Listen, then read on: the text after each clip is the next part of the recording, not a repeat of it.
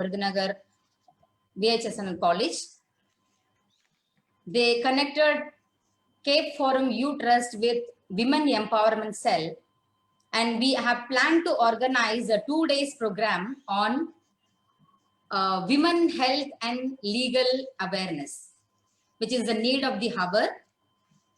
ஒரு பெண்ணுக்கும் தன்னுடைய உடல் நலம் மட்டுமல்லாது தன்னுடைய வீட்டு நலனையும் குறித்து நாட்டு நலனையும் குறித்து பெரிய அளவுக்கு ஒரு எக்ஸ்பெக்டேஷன்ஸ் இருக்கும்.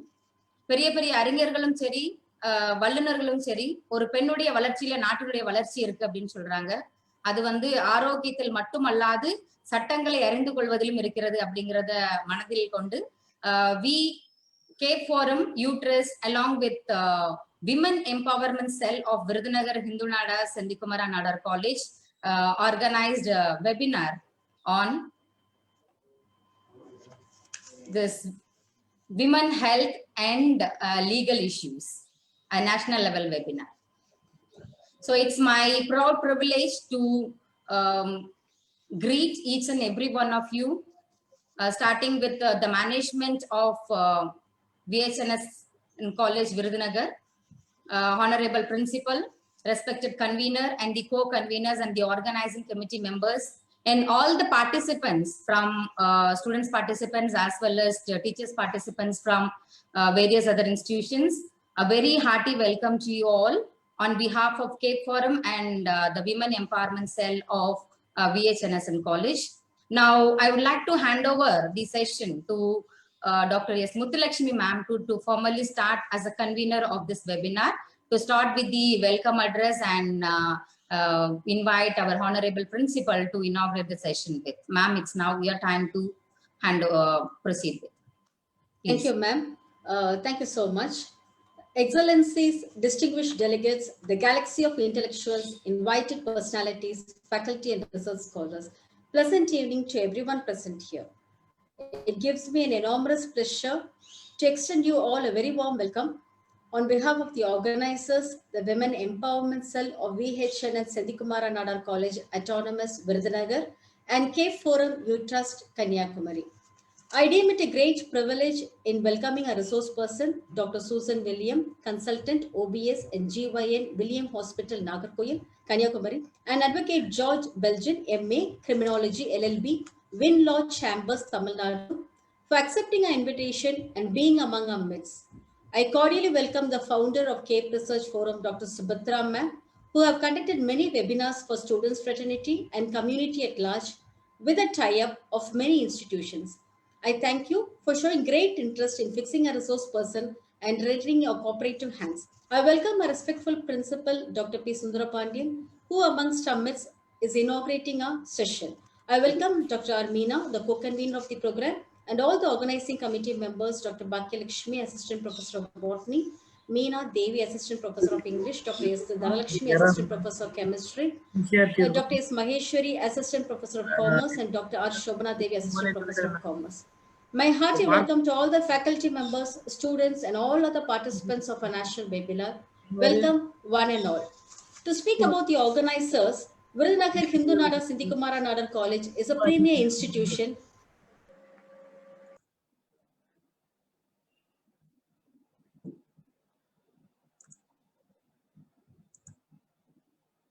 Ma'am, kindly unmute once again from your side. Once again.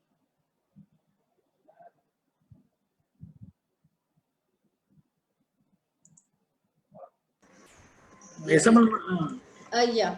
Is it clear, ma'am? Yes, ma'am. Yes, ma'am. Yeah. So to speak about the organizers, Virudunagar Sendikumara Nadar College is a premium institution which was started in the year 1947. The institution has attained an eminent status with 25 UG, 15 PG and 11 MPhil and 10 PhD program. The college is accredited with A grade by NAC in the 4th cycle of re-accreditation. The institution has secured 53rd rank in the National Institutional Ranking Framework by the Ministry of Human Resource Development, New Delhi. Today, after 75 years of its inspiration, VHNSN College has grown from strength to strength, scaling new heights and crossing many milestones on the academic road. Our college is a remarkable college known for its innovative and value-based education. Since the mission of the college is to impart quality education, it constantly strives to attract good faculty, good students, provides good infrastructure, and purposeful supportive environment. VHNSN faculty members represent a rich and diverse range of interest, expertise, and background. And to talk about the CAPE Research Forum of By and For You Research Forum, it empowers budding young generation with research ambience by producing research articles in various disciplines.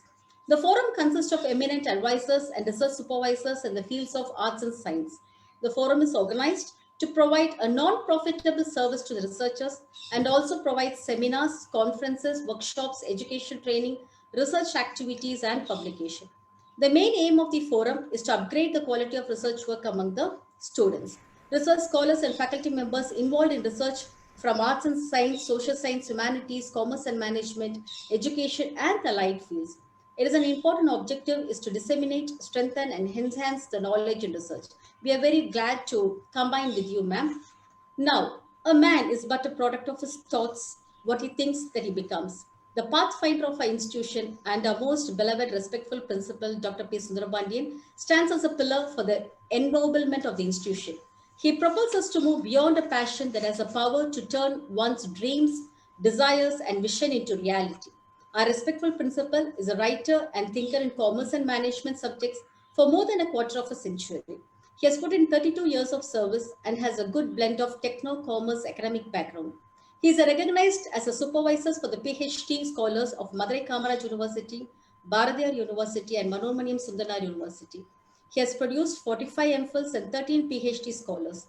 He has credit in authoring 38 books and published 205 research articles in national and international journals and in edited books. He has attended international conference and presented papers. He was a recipient of the Best Teacher Award by Tamil Nadu Council for Higher Education in the year 2007-2008, Best Teacher Award from VHNSN College Autonomous for the year 2008-2009, and Best NSS Program Officer Award by the Government of Tamil Nadu in the year 2004-2005. He is a recipient of Nehru Lifetime Achievement Award in 2017 from Nehru Group of Institutions. He has also won the Best Administrator Award from Pearl Foundation for Education Excellence in the year 2017. He has organized a number of UGC, TANSI, and NAC sponsored programs for the benefit of faculty members and students. On behalf of all convened here, hearty welcome you, sir. May I request you to inaugurate a national webinar on women's health and legal issues. Welcome you, sir. Good evening, all of you. Good evening, sir. Learned professors, invited personalities, my dear colleagues, and all participants.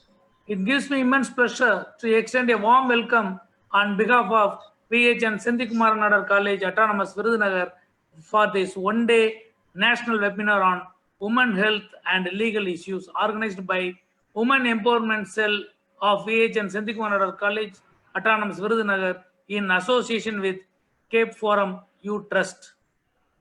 I am indebted to thank Dr. Subhatra, the founder of CAPE Research Forum, the eminent speakers, Dr.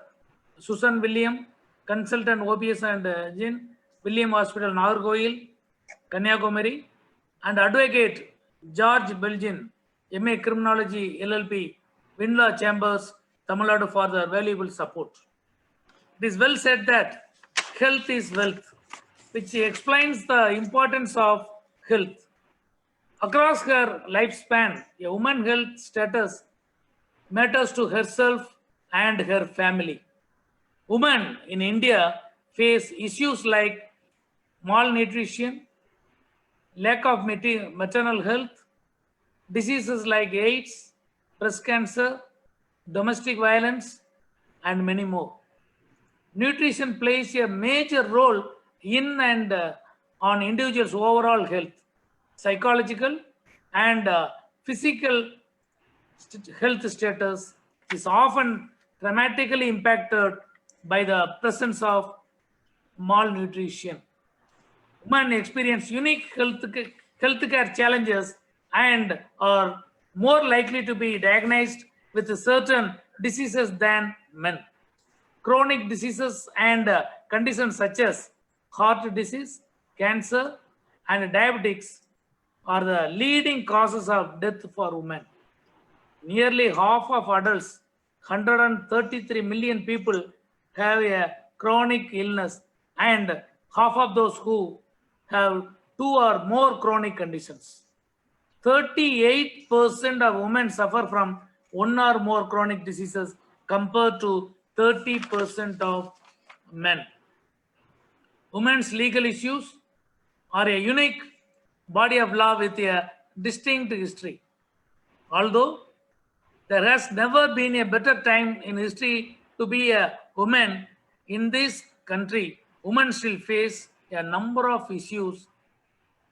Some of the important issues faced by them are equal education, workforce participation, land and property rights, acid throwing, child marriage, domestic violence, dowry, female infanticide, and sex selective abortion. It is the right time to address these issues, and I hope the eminent speakers will pour more insights on women health and legal issues. At the outset, I wish the convener, Dr. S. Muthulakshmi, Assistant Professor of Commerce, the co-convener of the program, Dr. R. Meena, Assistant Professor of English, and the organizing committee members, Dr. Bhagyalakshmi, Assistant Professor of Botany, Dr. M. Meena Devi, Assistant Professor of English, Dr. S. Dhanalakshmi, Assistant Professor of Chemistry, Dr. S. Mageshwari, Assistant Professor of Commerce, and Dr. R. Sobhana Devi, Assistant Professor of Commerce, for organizing and making this webinar a successful one. I feel happy and proud to inaugurate the one-day national webinar on women health and legal issues, and welcome all the participants for our program. Thank you very much. Wish the program a grand success. Thank you very much for the opportunity. Thank you very much. Thank you, sir. Thank you so much. Thank you, sir. I deem it a very great privilege in thanking him for inaugurating the session and giving your valuable thoughts on women's health and legal issues. Now let us start the technical session. Here we do have an excellent resource person, Dr. Susan William, consultant, OBS GYN, William Hospital, Nagarkoil, Kanyakumari. She holds the MBBS from Rajamuthiya Medical College, Annamalai University in the year 1999. Diplomat in National Board, OBS and GYN, Government Rajaji Hospital, Madurai Medical College, 2006. Our resource person holds Diploma in Gynec Endoscopy, KL, Germany. She has undergone many training programs. Our resource person is a faculty of All India Congress, FOGSI ONG, Varanasi, 2012, Ahmedabad, 2017. Faculty of FOGSI Workshops, Trichy and Tirunelveli. Faculty Yuva FOGSI Madurai, 2016. Endometron, Trichy, 2016. Lucknow, Trishu, 2017. And faculty from Indian Menopause Society Conference, Hyderabad, August 2019. International Faculty, University of Malaya, Kuala Lumpur, Malaysia, 2018. Secretary of Nagarkoil OBS and Gyn Society, 2016 to 2018. And has conducted a number of adolescent women health awareness, anemia, PCO awareness campus. She has also got a second runner-up FOGSI Malayan Smriti Award 2006 Nagarkoil Obstetrics and Gynecology Society. She is an active mentor in many academic activities. FOGSI presented few papers in journals also. She has received Wonder FOGSI Award 2019. So we are very glad to have you here, ma'am. We are very eager to know about women's health and the major issues faced by them. Welcome you, ma'am. I welcome Susan Williams, ma'am, to take over the session, and the dais is yours. A very good evening to all of you. I thank the principal, sir, Mr. Sundara Pandyan of the Virudhunagar Nadar College, and especially Dr. Subhadra, Madam of CAPE Forum, and Mrs. Priya Sridharan for introducing and sharing nice words. So let us go to topic as such.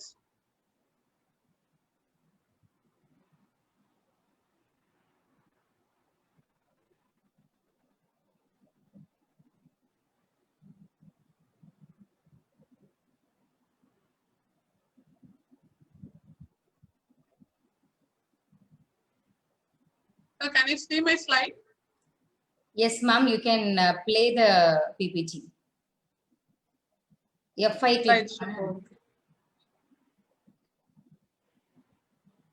Yes, ma'am. So the topic given to me is a very broad one. So I thought I'll give certain points about all the aspects of my field, that is both obstetrics and gynecologist. ஒரு மகப்பேறு மருத்துவர் மற்றும் மகளிர் மருத்துவராக எல்லா விதமான நோய்களை பற்றி ஓரிரு வார்த்தைகள் சொல்லலாம் என்று நினைத்தேன்.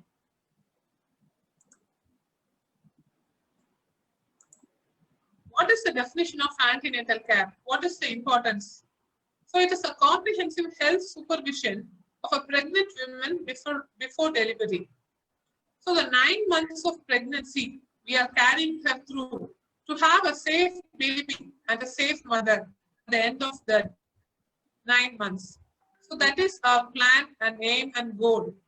So how are we going to manage? What is the goal? To reduce the maternal and perinatal mortality. அதாவது தாய் மற்றும் சேய் நலனை நம் மனதில் முழுவதுமாக கருத்தில் கொண்டு அவங்களுடைய physical and mental health maintain பண்ணி the pregnancy, to carry her during the pregnancy and have a safe delivery. So that is our aim. So why is it important? So as we all know, the woman is the key of the family. In any family where the woman takes care of all the aspects of life, such as physical, mental, moral, financial. So she has a superpower inside her. She takes care of the entire family. She takes care of herself, and she's a multi-talented person. So that person should be given a special care when she's carrying a baby in her womb, to ensure that the pregnant woman and her fetus are in the best possible health. So why is it important? We have so many complications during the pregnancy, all through the 9 months. So different complications are there. To detect the early complications and offering education to the mother and the father, that is the pregnant lady and her husband, and to prepare the woman and her family for the pregnancy, carrying her pregnancy, for the lactation period, and also the care of the baby. So at least one visit the patient should come every 3 months. So what I have given here in the slide, so every month she should visit the obstetrician. அதாவது மகப்பேறு மருத்துவரை மாதத்திற்கு ஒரு முறையாக கண்டிப்பாக சென்று அவங்க செக்கப்புக்கு போகணும். So why is it important? Sometimes some complications may be identified during different visits. First month, patient may not have any problem. For example, anemia. இரத்த சோகை. முதல் மாதம் 2வது மாதத்தில் அந்த குழந்தை உருவாக ஆரம்பிக்கும் நிலைமையில் அந்த இரத்த சோகை வெளிப்படாது. 6வது மாதம் 7வது மாதம் ஆகும் பொழுது அந்த குழந்தையின் வளர்ச்சி அதிகமாகிறது. இந்த சூழ்நிலையில் குழந்தைக்கு தேவையான ரத்தம் தாயிடமிருந்து செல்லும் போது தாய்க்கு இரத்த சோகை வெளிப்படலாம். Simple hemoglobin test can detect anemia. So during every visit, we are checking the hemoglobin and the urine protein examination. So this will help us to identify certain common complications which can be prevented. So our idea of scheduling the antenatal visits to detect the early complications and also to prevent certain complications. So next slide. So how are we going to assess the patient? Each and every pregnant woman should be individually assessed. It cannot be taken as a whole lot. So every woman may have some problem which may not be diagnosed. So the detailed history of the patient. For example, certain women will have had married a person who is related to her. அதாவது சொந்தத்துல கல்யாணம் சொல்லுவோம். மாமா, பையன், மாமா, அந்த மாதிரி சொந்தத்துக்குள்ள கல்யாணம் பண்ணும்போது குழந்தைக்கு சில பிறப்பு மாற்றங்கள் வரலாம். அந்த குழந்தை உருவாகும் போது சில பிரச்சனைகள் வரலாம்.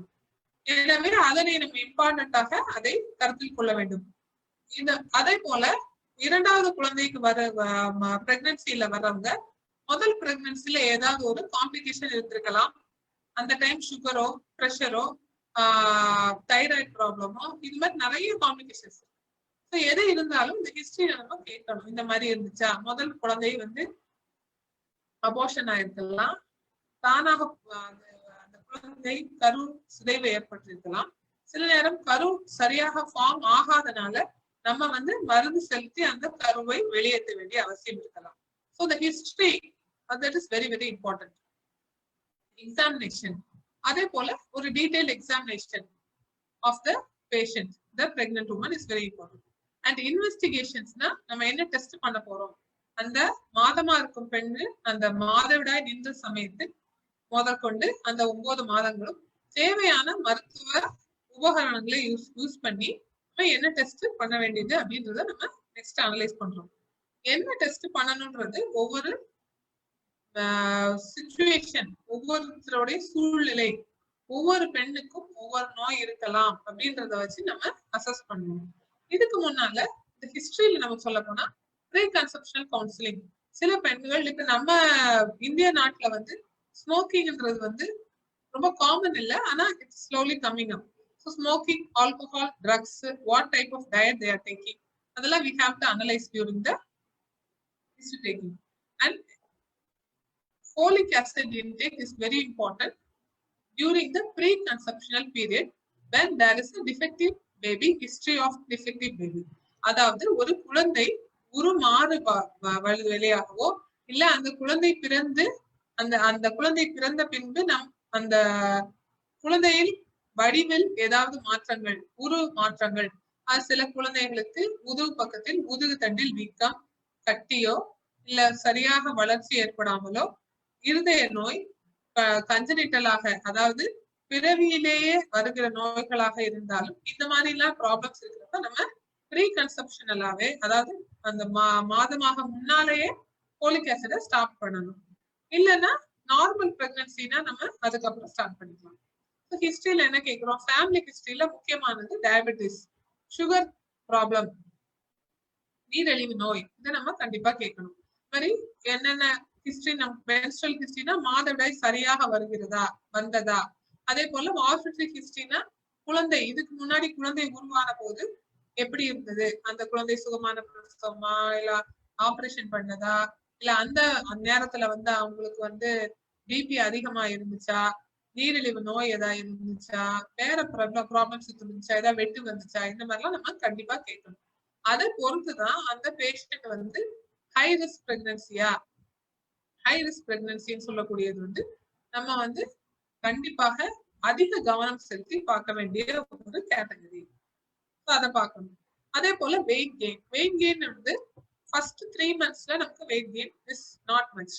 Usually there is little loss of weight due to excessive vomiting, which is a very common symptom during pregnancy. The approximate weight gain is around 12 kg, அதாவது 1/2 கிலோ ஒரு வாரத்துக்கு அப்படின்றத நம்ம ரஃபா வெயிட் கெயின் வைக்கிறோம். அது வந்து ஆஃப்டர் 4 or 5 months தான். இப்போ என்னென்ன காம்ப்ளிகேஷன்ஸ் வருதுன்றத நம்ம தெரிஞ்சுக்கிறோம். ஸோ நான் இப்ப சொன்னேன் என்னென்ன டெஸ்ட் பார்க்கணும் அப்படின்றது.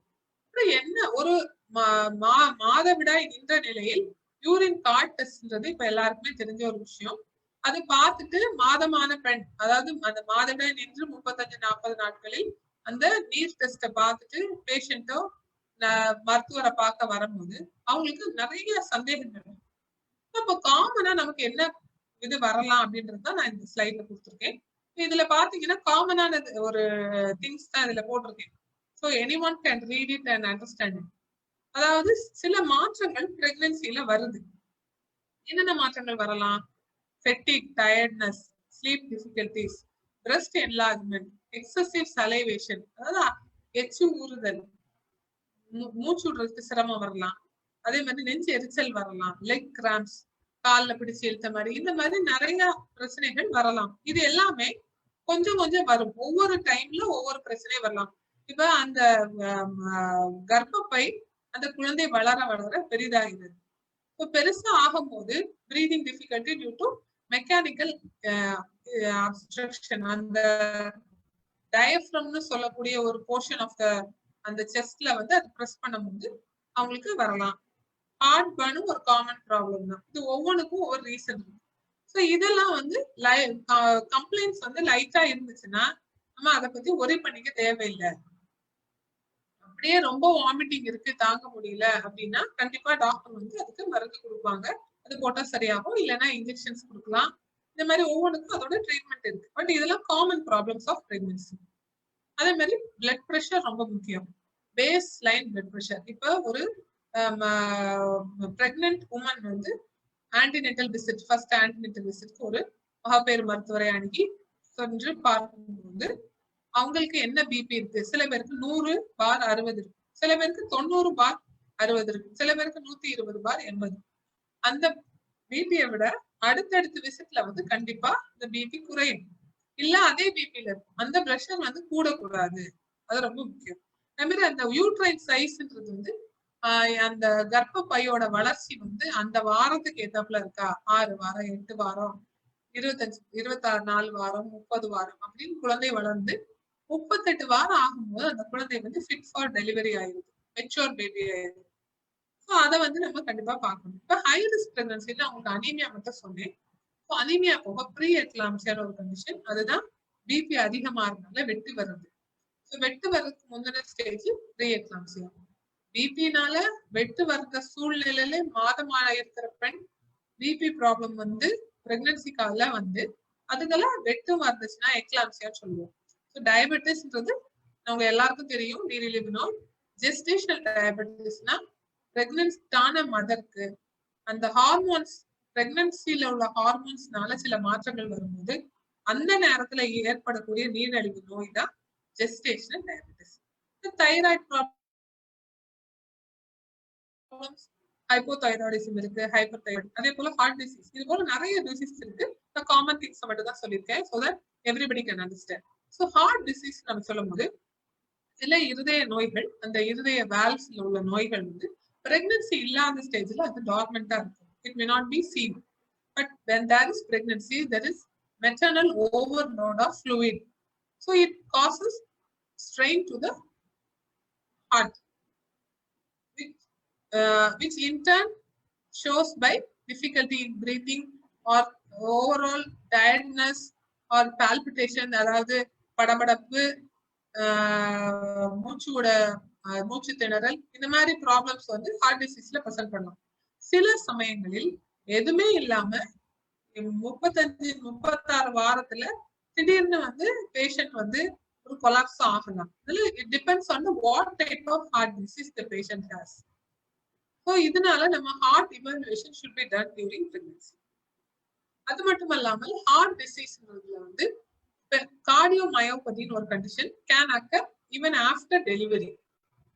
So after 6 weeks after delivery வரைக்கும் கண்டிப்பாக அந்த மாதமான பெண்ணை நம்ம எப்படி கவனமா பார்க்கிறோமோ அதே போல டெலிவரி ஆகிய 6 வாரம் வரைக்கும் அந்த ரத்த சுற்று, அதாவது மெட்டர்னல் பிளட் சர்க்குலேஷன், இந்த மாற்றங்கள் எல்லாம் நான் பிரெக்னன்ட், அதாவது பிரெக்னன்சி இல்லாத பெண்ணுக்கு வர்ற அளவுக்கு வந்து வருவதற்கு 6 வாரங்கள் ஆகும். அதனால அந்த 6 வாரங்கள் வரை வெயிட் பண்ணணும். ஏதாவது காம்ப்ளிகேஷன்ஸ் வந்தாலும் நம்ம ரொம்ப கேர்ஃபுல்லா மானிட்டர் பண்ணணும். போஸ்ட்நேட்டல் கேர் என்ன, குழந்தை பிறந்த பிறகு என்ன பார்க்கணும், என்ன காமன் ப்ராப்ளம்ஸ் வரலாம். அதாவது அந்த மார்பக பகுதியில ஒரு வீக்கம் போட்டு வலி வரலாம். அதே போல அந்த டெலிவரி ஆன பகுதியில் அந்த தீட்டு வரும் பாதையில் நார்மலான ப்ளீடிங் வரணும். சில பேருக்கு அதுல வந்து மாற்றங்கள் வந்து அதுல வந்து ஏதாவது ஒரு வாடை வந்தா அதை வந்து கண்டிப்பா மருத்துவர்கிட்ட காமிக்கணும். அப்புறம் வந்து தையல் போடுற இடத்துல உள்ள புண்ணு வந்து கரெக்டா ஆறணும், அதை பார்த்துக்கணும். சில பேருக்கு போஸ்ட்நேட்டல் டிப்ரெஷன், போஸ்ட்மார்ட்டம் சைக்கோசிஸ் ஒரு ப்ராப்ளம் இருக்கு. அதாவது என்னன்னா அந்த தாய் வந்து மாதமா இருக்கிற டைம்ல அந்த குழந்தை வயிற்றுல இருக்கும் போதே அவங்களுக்கு வந்து நம்ம கவுன்சிலிங் பண்ணணும். அந்த குழந்தையை எப்படி அவங்க ரிசீவ் பண்றது, பிறந்த பிறகு என்ன மாற்றங்கள் வரும், தாய்ப்பால் முக்கியத்துவம், தாய்ப்பால் கொடுக்குற நன்மை, குழந்தைக்கு என்ன அசௌகரியங்கள், அதாவது என்ன பிரச்சனைகள் வரலாம். இப்ப தாய் வந்து ஆன்டிநேட்டலா, அதாவது மாதமா இருக்கும் போது அவங்க தூங்கி எந்திரிக்கிற மாதிரி குழந்தை பிறந்த பிறகு தூங்க முடியாது. சில பெண்கள் 100-2 பெண்கள் வந்து இந்த குழந்தை டெலிவரி ஆன உடனே ஒரு மாதிரி அப்செட் ஆயிடுவாங்க. நான் தூங்க முடியல, நான் எந்திரிக்க முடியல, குளிச்சுட்டே இருக்கு, அழுதுட்டே இருக்கு பேபி. சோ அந்த கவுன்சிலிங் வந்து நம்ம ஆன்டிநேட்டலாவே கொடுக்கும்போது அவங்க வந்து அந்த பேபியை வந்து ரிசீவ் பண்ணிக்கக்கூடிய கெப்பாசிட்டி அவங்களுக்கு இம்ப்ரூவ் ஆகுது. இது போக உடம்புலையும் சில மாற்றங்கள்னால போஸ்ட்மார்ட்டம் சைக்கோசிஸ், டிப்ரெஷன், இந்த மாதிரி ப்ராப்ளம் சில பேருக்கு. அதற்குள்ள ட்ரீட்மெண்ட் நம்ம கொடுக்கும்போது அது கண்ட்ரோல் ஆகும். அது போல முக்கியமான ஒரு பகுதின்னு சொல்ல போனா அந்த கான்ட்ரசெப்ஷன், அதாவது இந்த அடுத்த குழந்தைக்குள்ள இடைவெளியை வந்து கண்டிப்பாக நம்ம அந்த முதல் பிரெக்னன்சில வரவங்ககிட்ட கண்டிப்பாக பேசணும். அதே போல 2வது பிரெக்னன்சில வரவங்க இல்ல 3வது பிரெக்னன்சி வரவங்க குடும்ப கட்டுப்பாடு முறைகள் பற்றி, தற்காலிக முறைகள், பெர்மனண்டாக நிரந்தரமான முறைகளை பத்தி கண்டிப்பா பேசணும். அப்பதான் அவங்க அந்த ஃபேமிலியை ஸ்பேஸ் பண்ணி அந்த ஒரு குழந்தை வளர்ந்து வரும்போது ஒரு 3 வருடங்களாவது கேப் கொடுக்கும்போது அந்த தாயோட ஹெல்த் வந்து ரீகெயின் ஆகும். And the mother will get prepared to face the next pregnancy. So it is the prime duty of the obstetrician who is taking care of the pregnant woman during the entire 9 months and delivery to inform her and counsel her about the contraceptive options that are available to the mother. So next பாத்தீங்கன்னா இப்ப வந்து மகப்பேறு மருத்துவத்தை பத்தி ஒரு சின்ன round அடிச்சு நம்ம வந்துட்டோம். கேரி ஃபார்ம் மெசேஜஸ் இப்ப எவ்வளவு நேரம் நம்ம பார்த்தோமே ஸ்லைட்ஸ், என்ன நம்ம தெரிஞ்சுட்டு போறோம் அப்படின்னு நீங்க எல்லாம் யோசிக்கலாம். சோ அது உங்களுக்கு சிம்பிளா புரிஞ்சுக்கிற மாதிரி, ஈஸியா ஞாபகம் வச்சுக்கிற மாதிரி ஸ்டூடெண்ட்ஸ்னாலும் சரி டீச்சர்ஸ்னாலும் சரி சிம்பிளான பாயிண்ட்ஸ் நான் இங்க கொடுத்துருக்கேன். சோ நம்ம எல்லாருக்குமே ஆல்பபெட் தெரியும், A to F. So adequate number என்ன முக்கியமா இருக்கு இப்ப மகப்பேறு அதை பத்தி நீங்க என்ன தெரிஞ்சுக்கிட்டோம் அப்படின்னு கேட்டா, நீங்க இத ஒரு ஆள் வந்து மினிமம் 10 பேருக்கா சொல்லணும். நம்ம தெரியற நாலேஜ் வந்து 4 பேருக்கு சொல்லும் போதுதான் அது எல்லாருக்கும் உபயோகமா இருக்கும். நீங்க பாக்குற ஒவ்வொருத்தரும் வந்து டிஃப்ரெண்ட் ஃபீல்ட்ஸ்ல வந்து நாலேஜபிளாவும் டிஃப்ரெண்ட் ஃபீல்ட்ல கேப்பபிளாவும் இருப்பீங்க. அப்ப நம்ம என்ன பண்ணணும், நமக்கு கிடைக்கிற நாலேஜ 4 பேருக்கு டிசமினேட் பண்ணும்போது it becomes useful to all the people and it will reach the entire world. So adequate number of visits, அதாவது எத்தனை நம்பர் நான் வர சொல்லியிருந்தேன், ஒவ்வொரு விசிட்லயும் ஒவ்வொரு மாதமும் ஒவ்வொரு தடவை வரணும். அது ரொம்ப முக்கியம். அது அப்பதான் நம்ம காம்ப்ளிகேஷன் ஏதாவது இருந்தா ஐடென்டிஃபை பண்ண முடியும், அந்த மதர் கரெக்டா மாற்றப்படும். எவ்ரி விசிட்ல தேவையான பிளட் டெஸ்ட் சில மாதங்கள்ல வந்து இப்ப ஒரு எக்ஸாம்பிள் சொல்லணும்னா 24 வாரம் பிரெக்னன்சி ஆகும்போது அந்த சுகரை கூட்டக்கூடிய தன்மை உள்ள ஹார்மோன்கள் நிறைய வெளிப்படுது. அப்ப வீட்டுல வந்து சுகர் இருக்கு, அம்மா அப்பாக்கு சுகர் இருக்குன்னா கண்டிப்பாக அப்ப நம்ம வந்து சுகர் டெஸ்ட் ஒண்ணு பார்க்கணும். அதாவது ஜிடிடின்னு சொல்லக்கூடிய டெஸ்ட், இப்படி நிறைய டெஸ்ட் இருக்கு, அதான் டீடைல்ஸ் போல. அதே மாதிரி கவுன்சிலிங் சீன் பாத்தீங்கன்னா கவுன்சிலிங்கும் கேர். அப்ப இந்த மதருக்கு வந்து நம்ம எப்படி சொல்லி கொடுக்கணும், ஆஸ் அ டாக்டர் வந்து ஆஸ் அ கவுன்சிலர் வந்து நம்ம சொல்லி கொடுக்கணும் எப்படி ட்ரெஸ் பண்ணணும், wear loose fitting dresses, cotton dresses which is comfortable, care of the breast, care of the body, எப்படி உங்க அடிக்வெட் ஸ்லீப் ரெஸ்ட் எடுக்கணும், அதெல்லாம் நம்ம சொல்லி கொடுக்கணும். அந்த டயட் வந்து பேலன்ஸ் டயட் எடுங்க. என்ன ஒவ்வொரு கண்டிஷனுக்கும் சில டைப் ஆஃப் டயட் வந்து ரெஸ்ட்ரிக்ஷன் இருக்கும். As such, normal pregnancy there is not much of restriction. You can have your own diet, whatever you like, but it should be a balanced diet so that the baby is also healthy. So adequate number of visits, blood tests whenever needed, counseling and care, diet, eating habits, it should be a frequent one. As the and உங்களுக்கு இந்த படத்துல பார்த்தாலே தெரியுது, அந்த கர்ப்பப்பை இவ்வளவு பெருசாகும் போது அது வந்து மேல இருக்க வயிறை வந்து சுருங்க வைக்கும். அப்ப அதை சாப்பிடும் போது நிறைய பேரு 8 மாசத்துலாம் வரும்போது சாப்பிட முடியல, கொஞ்சமா தான் சாப்பிட முடியும்னு சொல்லுவாங்க. So as the pregnancy grows, eat in frequently in small quantities. அதே போல எஃப்க்கு ஹை ரிஸ்க் பிரெக்னன்சி பத்தி நான் கொஞ்சம் சொல்லியிருந்தேன்.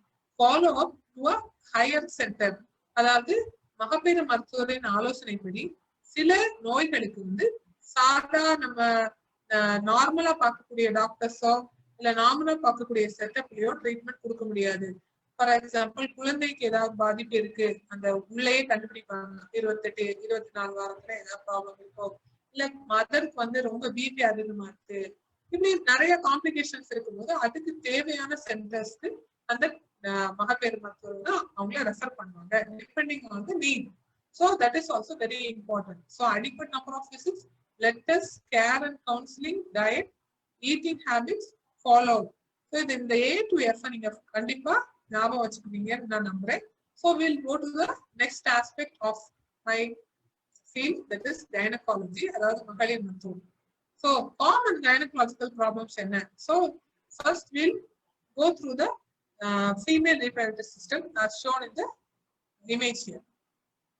நம்ம பாக்குறோம் கர்ப்பப்பை, அதாவது யூட்ரஸ், ஓவரின்றது சின்னமுட்டை பை, ஃபெலோப்பியன் டியூப்ன்றது அந்த முட்டையை எடுத்து கொண்டு போகும் ஒரு ஆர்கன், அதாவது டியூப்னு சொல்லுவோம்.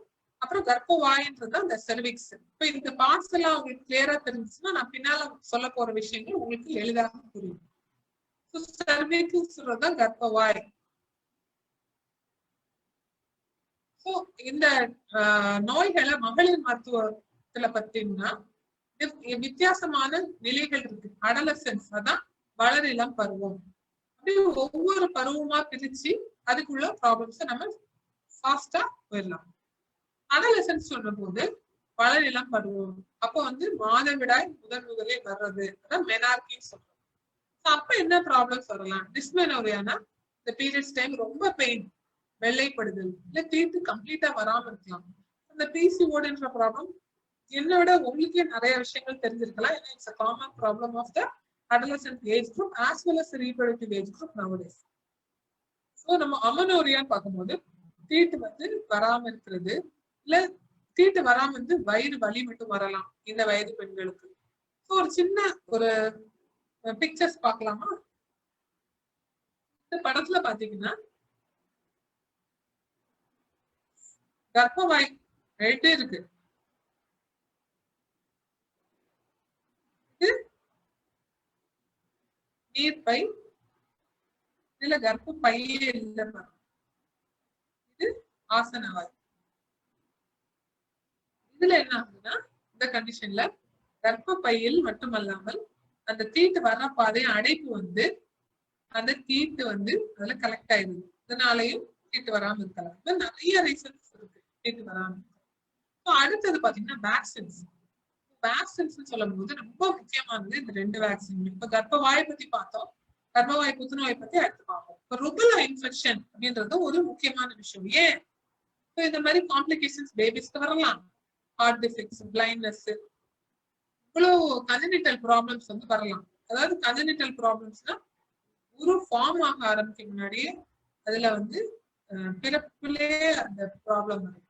Cancer vaccine for young girls ஏன் அது முக்கியம்? நம்ம இப்ப என்ன கேன்சரா வரப்போகுது, கர்ப்பவாய் புற்றுநோய் நமக்கு என்ன அப்படின்றது நம்ம மனசுல யோசிக்கலாம். அடலசன்ட் கேர்ள்ஸ், வளரிளம் பருவங்களுக்கு என்ன அப்படின்றது. அப்ப இந்த விஷயத்த நம்ம கண்டிப்பா தெரிஞ்சுக்கணும். ஏன் அது முக்கியத்துவம்? அதாவது அந்த கர்ப்பவாய் புற்றுநோய்ன்னு சொல்றது வந்து HPV, அதாவது ஹியூமன் பாப்பிலோமா வைரஸ் அப்படின்னு சொல்றவங்க இன்ஃபெக்ஷன்னால வரக்கூடிய ஒரு நோய். அது 97% வந்து அதனால வரக்கூடியது. இது போக வேற காரணங்கள்னாலே கர்ப்பவாய் புற்றுநோய் வரலாம். இந்த நோய் வந்து கர்ப்பவாய் புற்றுநோயாக மாறுவதற்கு முன்பாக அந்த இன்ஃபெக்ஷன் வந்து நம்ம அந்த கர்ப்பவாய் பகுதியில அது நடைபெறும். முதல்ல வந்து இன்ஃபெக்ஷன் வருது, அப்புறம் அந்த கேன்சர் மாதிரி லைட்டா ஒரு மாற்றங்கள் வரும், அப்புறம் ஹை கிரேட் லீஷன்ஸா மாறுது, அப்புறம் 20 years கிட்ட லேட்டா வரும்போதுதான் அந்த சிம்டம்ஸ் என்ன தொந்தரவு, தீட்டுப்படுறது, வெள்ளப்படுறது, கட்டி அப்படி வருது. ஸோ நம்மளோட எய்ம் என்ன? ஹை கிரேட் கேன்சர் லீஷனை ப்ரிவென்ட் பண்றது. ஸோ இன்ஃபெக்ஷன் ஏதாவது வந்தாலும் நம்ம வேக்சின் கொடுக்கும்போது அது இன்வேசிவ் கேன்சரா மாறாது. இதுதான் concept of vaccination during adolescence. So nowadays we advise vaccination for cervical cancer for adolescents as well as postnatal women. குழந்தை பிறந்த பிறகு போட்டுட்டு போக சொல்றோம், இல்லைன்னா adolescent age group, அப்புறம் reproductive age group. இப்ப நம்ம வந்து adolescent age group உள்ள ப்ராப்ளம்ஸ் முடிச்சிட்டோம். Next going to the reproductive age group. என்ன வரலாம்? தீட்டு படுறதுல நிறைய ப்ராப்ளம்ஸ் இருக்கு. அதிகமா தீட்டு போடலாம், கொஞ்சமா தீட்டு போடலாம், அடிக்கடி தீட்டு படலாம், இந்த மாதிரி ப்ராப்ளம். அது மாதிரி அமனோரியான்றது தீட்டு வராம இருக்கும், அதுவும் இருக்கலாம். சில பேருக்கு குழந்தையும் இல்லாம தீட்டும் சரியா வராம அந்த மாதிரி ப்ராப்ளம். டியூபின்றதும் ப்ளீடிங் ரிலேட்டட் ப்ராப்ளம் தான். கட்டிகள் இருக்கலாம், அது கர்ப்பப்பையில இருக்கலாம், சினமுட்ட பையில இருக்கலாம், இந்த டியூப்ல இருக்கலாம். பிசிஓடி ப்ராப்ளம் இந்த ஏஜ் குரூப்லயும் வரலாம். ஃபைப்ராய்டுன்னு நான் இதுல போட்டிருக்கேன். கட்டி வந்து கர்ப்பப்பைக்குள்ள பாலிப்ன்றது. பெரிமெனோபாசல் ப்ராப்ளம், அதுலயும் இது மாதிரி எல்லா ப்ராப்ளம் வரும். பெரிமெனோபாசல்னா 40 வயது டு 50 வயதுல பெரிமெனோபாசல். அப்போ வந்து குழந்தையெல்லாம் பிறந்த பிறகு நார்மல் டெலிவரி ஆனவங்களுக்கு காமனா வரக்கூடிய ப்ராப்ளம் வந்து அந்த கர்ப்பப்பை இறக்கம். இப்ப நம்ம பாலிசிஸ்டிக் ஓவரி பத்தி ஒரு சின்ன ரீகேப் பார்க்கலாம். எப்படி அதை பத்தி நம்ம தெரிஞ்சுக்க போறோம் அப்படின்றது. ஏன் இப்ப நம்ம சொன்னோம் அடலசன்ட் ஏஜ் குரூப்லயும் ரீப்ரொடக்டிவ் ஏஜ் குரூப்லயும் இது காமனா வரலாம் அப்படின்றது. ஏன் வருது? Hormonal imbalance as we all know. So அந்த ஹார்மோன்ஸ் எப்படி வருது? ஆண்ட்ரோஜன் ஹார்மோன், அதாவது மேல் ஹார்மோன் கூடுறதுனால இந்த மீசை வளர்தல் வரலாம். அதே மாதிரி அந்த நீர்க்கட்டி பிரச்சனைனால, நீர்க்கட்டி நிறைய பேர் சொல்றாங்க, அது வந்து சின்ன சின்ன நீர்க்கட்டியா வர்றதுனால அந்த சின்னமுட்ட பையில் வளர்ச்சி சரியாக வராதனால தீட்டு வராமல் இருக்கலாம். ரஃபா உங்களுக்கு சிம்பிளா போட்டிருக்கேன், அதை மட்டும் தெரிஞ்சா போதும். ஸோ இந்த பிரெயின்ல இருந்து வர சிக்னல்ஸ்ல கொஞ்சம் டெஃபிஷியன்சி இருக்கு. அதே மாதிரி இந்த ஹார்மோன்ஸும் ஒரு அதோட ரியாக்ஷன் டு த ஸ்டிமுலஸ் சரியா இல்லாதனால இந்த ப்ராப்ளம் வரலாம். எப்படி அது லுக் பண்ணுதுன்னு பாருங்க. இந்த நீர் கட்டி ஸ்ட்ரிங் ஆஃப் பால்ஸ் அப்பியரன்ஸ் இதை சொல்லுவோம் நம்ம. அதே போல மாஸ்குலைனைசேஷன், இந்த தாடி வளர்தல், ரோமம் வளர்தல், நெஞ்சில வளர்தல், இப்படி நிறைய இருக்கு. இது வந்து பாலிசிஸ்டிக் ஓவரி பத்தி பார்த்துட்டோம். அடுத்தது வந்து ரூல் அவுட் கேன்சர். என்ன இது ரூல் அவுட் கேன்சர் அப்படின்னா, எந்த ஒரு ப்ளீடிங் ப்ராப்ளம் இருந்தாலும், அதாவது ரீப்ரொடக்டிவ் ஏஜ் குரூப், மாதவிடாய் வந்த பெண்களுக்கு எந்த ஏஜ் குரூப்பா இருந்தாலும் தீட்டு வர்றதுல நிறைய ப்ராப்ளம்ஸ் இருந்தா கண்டிப்பாக கேன்சரை நம்ம ரூல் அவுட் பண்ணோம். Especially it is more prone for post menopausal women. Post menopausal உமன்னா மாதவிடாய் நின்ற 1 வருடத்திற்கு பிறகு தீட்டு வந்தால் அதை போஸ்ட் மெனபாசல் ப்ளீடிங், அதாவது மாதவிடாய் நின்ற பிறகு வந்த தீட்டு, அந்த மாதிரி வரவங்களுக்கு கண்டிப்பா கேன்சர் வந்து ரூல் அவுட் பண்ணி ஆகும். அதுக்கப்புறம் போஸ்ட் மெனபாசல்ல வேற என்ன ப்ராப்ளம்ஸ் வரலாம்? அதாவது கேன்சர்ன்றது வந்து இப்ப என்ன கேன்சர் வரலாம்னா, கர்ப்பவாய் புற்றுநோய் வரலாம், கர்ப்பப்பை புற்றுநோய் வரலாம், டியூப்ல புற்றுநோய் வரலாம், ஓவரியிலையும் புற்றுநோய் வரலாம். அது எல்லா இடத்துலயும் புற்றுநோய் வரலாம். ஆனா இப்ப நம்ம ரொம்ப காமனா பாக்குறது வந்து cervical cancer. ஆனா மத்த cancer also can occur. cervical cancer and breast cancer are very common cancers in women. 1 and 2 சொல்லலாம். மத்த cancers can also occur. Post menopausal bleeding சொல்லிட்டேன். அதுல வந்து வேற என்ன சங்கடங்கள் வரலாம் அப்படின்னு வெஜினல் ட்ரைனஸ், அதாவது மாதவிடாய் வர்ற பாதையில இருந்து ட்ரைனஸ் வரும். சில பேருக்கு அதுலயே கட்டி வரலாம். அந்த மாதவிடாய் நின்ற பிறகு கட்டி வந்து அது கேன்சரா மாறலாம். Cancer of the breast, uterus, cervix வரலாம்.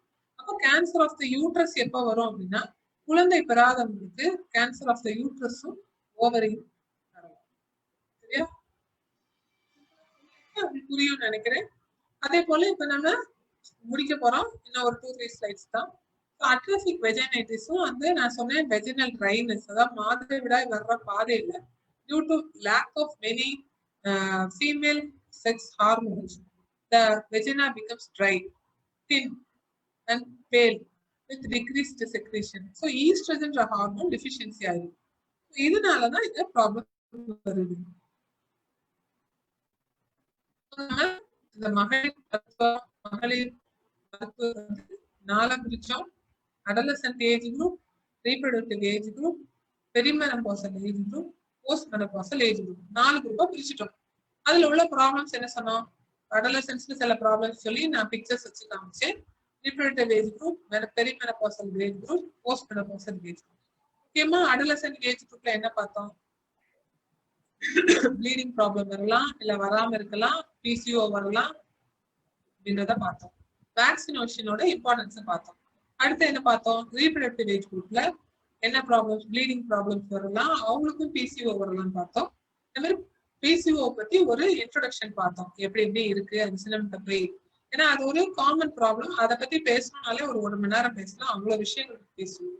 I wanted to give a full round. அந்த ஹோல் சப்ஜெக்ட்லயே ஒரு சின்ன விஷயங்கள் எல்லாமே உங்களுக்கு சொல்லணுன்றதுனால நான் ஃபுல்லா வந்து next time when I meet you all, I'll concise my topic to a single one so that it can be more precise. அப்புறம் பெரிமெனபாசல் ஏஜ் குரூப்ல எப்படி கட்டி வரலாம், சின்னமுட்ட பை கட்டியில வரலாம், கர்ப்பப்பை கட்டி வரலாம்னு பார்த்தோம். இப்படி பல விஷயங்களை பார்த்தோம். அடுத்து போஸ்ட் மெனபாசல் ஏஜ் குரூப்ல நம்ம முக்கியமா வந்து கேன்சரை ரூல் அவுட் பண்ணணும்.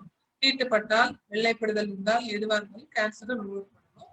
கேன்சர் எங்கெல்லாம் வரலாம்னு பார்த்தோம். பிரெஸ்ட் கேன்சர் வரலாம், யூட்ரஸ் கேன்சர் வரலாம், கர்ப்பவாய் கேன்சர் வரலாம், இப்படி பல அந்த பெண் உறுப்புகள்ல எங்க வேணாலும் கேன்சல் பண்ணலாம்.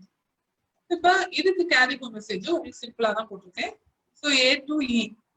அமனோரியா தீட்டு நின்றுச்சு அப்படின்ற பட்சத்துல 1 வருஷத்துக்கு அப்புறம் தீட்டு பட்டால் கண்டிப்பாக புத்துநோயை வந்து நம்ம ரூல் அவுட் பண்ணியே ஆகணும். அதே மாதிரி தீட்டு நின்ன பிறகு அந்த மார்பகத்தோட சைஸ் குறைய ஆரம்பிக்கும், சின்ன சைஸ் ஆயிடும். ஸோ அந்த நேரத்துல ஏதாவது ஒரு கட்டியோ சீல் வடிதலோ ரத்தப்போக்கோ இருந்தாலும் அதுல ரத்தம் இருந்தாலும் சரி, தீட்டுப்படுற பாதையில ரத்தம் இருந்தாலும் சரி, கண்டிப்பாக கேன்சரை ரூல் அவுட் பண்ணணும். அதே போல இன்னொரு ஒரு விஷயம் மட்டும் நான் அதுல உங்களுக்கு அந்த பிக்சர்ல காமிக்கல. டிஸ்மெனோரியா, அதாவது தீட்டுப்படுற அந்த ரீப்ரடக்டிவ் ஏஜ் குரூப், இந்த மாதவிடாய் வந்து அந்த வளரிளம் பருவம் அடுத்தது அந்த குழந்தை பிறந்த சமயம் அல்லது 40-50 வயது, இந்த வயதுல வந்து சினமுட்ட பையில வந்து இன்னொரு பிரச்சனை இருக்கு, எண்டோமெட்ரியாட்டிக் சிஸ்ட்னு ஒரு பிரச்சனை. அதுல வந்து ஒரு தாங்க முடியாத வலி இருக்கு. அப்ப சரி, பீரியட்ஸ் டைம் பெயின் தானே, இதுல என்ன இருக்குன்னு நம்ம அதை அசப்டேட் பண்ணக்கூடாது. சோ அதுக்காக தான் அதை போட்டிருக்கேன். அதுல அந்த இதுல நான் அதை கொண்டு வரல, ஏன்னா நிறைய சைட்ஸ் ஆல்ரெடி கொடுத்துருக்கேன். இவாலுவேஷன் என்ன, இந்த மாதிரி எந்த தொந்தரவு இருந்தாலும் அது என்ன நம்ம பார்க்கணும். சரி, குழந்தை பிறந்துச்சு இல்ல, மாதவிடாய் நின்றுச்சு இல்ல, இன்னும் ஒண்ணும் வராது, வெள்ளப்பட்டா ஒண்ணும் இல்ல, தீட்டுப்பட்டா ஒண்ணும் இல்ல, லைட்டா தானே பட்டுச்சுன்னு அதை நம்ம கண்டுக்காம விடக்கூடாது. கண்டிப்பாக இவாலுவேஷன், அத என்ன ஏதுன்றத பார்த்து அதுக்குள்ள சரியான மருத்துவ சீட்டை அந்த மருத்துவரிடம் நாம் பெற்றுக்கொண்டு சுகமான வாழ்வு எல்லாரும் வாழணும். அதுதான் நம்மளோட aim. So as an obstetrician and gynecologist, it is my urge that every woman starting from adolescent age to perimenopausal age should have a healthy life and enjoy life to the maximum. Thank you one and all for giving me this opportunity. Thank you, ma'am. Thanks a lot. Few questions in the chat box, ma'am. Shall I ask on behalf of the participants? Only few questions, not Sure, how ma'am. to improve. How to improve blood circulation in uterus? Uterusல blood circulation எப்படி improve பண்ணலாம்? Is there any specific exercises or food to அது improve blood circulation? அப்படி இல்ல, இது வந்து இது நார்மலா உள்ள விமென்கா இல்லைன்னா pregnant விமென்க்கு கேக்குறாங்களா? So it is not specified, ma'am. Just how to improve blood circulation in uterus. Maybe married women தான் இருக்கணும் கண்டிப்பா. அதாவது blood circulation in uterusன்றது வந்து uterine arteries supply the uterus. இது வந்து நார்மலா நடந்துட்டே இருக்கும், எல்லா உமனுக்கும் இது நடக்கும், பிரெக்னன்ட் நான் பிரெக்னன்ட் எல்லாருக்குமே நடக்கும். இப்ப பிரெக்னன்சி ஆன பிறகு சில பேருக்கு அந்த கர்ப்ப காலத்துல வர்ற அந்த பிரஷர், அந்த நோயினால, ரத்த அழுத்தம்னால இதுல வந்து அந்த அதுல வந்து கொஞ்சம் அந்த சுருக்கம் ஏற்படலாம், ரத்த ஓட்டம் வந்து கொஞ்சம் குறைவு ஏற்படலாம். சோ அதனால வந்து சில மாற்றங்கள் தாய்க்கும் வரும், குழந்தைக்கும் வரும். சோ அதை மீன் பண்ணி கேட்டிருக்காங்களான்னு தெரியல. So usually normal pregnancy doesn't happen. So there are certain drugs which can treat the condition. அதுபோல உப்பு சத்து அதிகமா எடுக்கக்கூடாது. இந்த மாதிரி டயக்னோசிஸோ இந்த மாதிரி இருக்குன்றத சில நேரங்கள்ல வந்து ஸ்கேன் பண்ணும்போது நமக்கு வந்து அந்த ரத்த ஓட்டம் குறைவா இருக்கு, அந்த கர்ப்பப்பைக்கு போற நாளங்கள்ல வந்து ரத்த ஓட்டம் குறைவா இருக்குன்னு கொடுப்பாங்க. இல்ல குழந்தைக்கு வந்து ஏதாவது பாதிப்பு வரலாம் அப்படின்றத கொடுப்பாங்க, இந்த மாதிரி ரத்த அழுத்தம் உள்ள பெண்கள். சோ அப்படி எதை வச்சு கேக்குறாங்களான்னு தெரியல. ஆனா வந்து அந்த ரத்த அழுத்தம் உள்ள பெண்களுக்கு ட்ரீட்மெண்ட் என்னன்னு பார்த்து கொடுத்தா போதும். நார்மலி அதர் விமன் வந்து இந்த மற்ற நோய்கள் மாதிரி இந்த கர்ப்பப்பைக்கு தனியா ரத்த ஓட்டம் ஊட்டுறதுக்கு வந்து எந்த ஒரு மெடிசனுமே இல்லை. பிளட் ஊறுறதுக்கு நார்மலா ஹியூமன் பாடிக்கு இருக்கு, பிளட் யூட்டரஸ்க்குன்னு தனியா சொல்ல மாட்டோம் இல்லையா? தனியா யூட்ரைன் இது தனியா இல்ல.